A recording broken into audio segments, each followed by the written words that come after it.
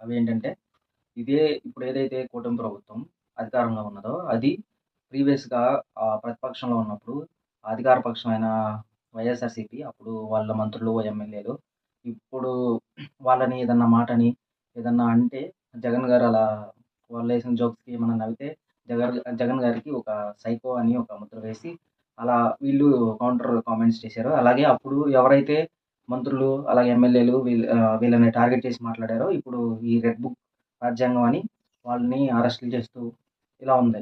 So, ఇక్కడ point ఏంటంటే, ఇప్పుడు రీసెంట్‌గా జరిగిన ఈ కల్చరల్ ప్రోగ్రామ్స్‌లో కూడా వీళ్ళు ఎమ్మెల్యేస్ వీళ్ళు ఓ 11 అది ఇది అని అలా కొంచెం సెటైర్‌లేసుకుంటూ, అలాగే వాడికి నాకు పోలికేంటన్నా, ఇలా కొంతమంది ఎమ్మెల్యేలు అలా చేస్తా ఉన్నారు.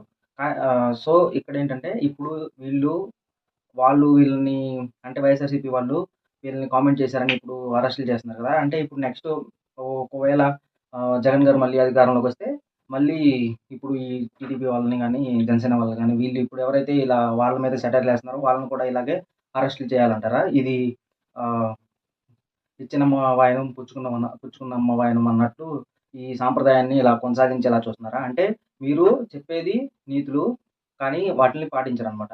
అని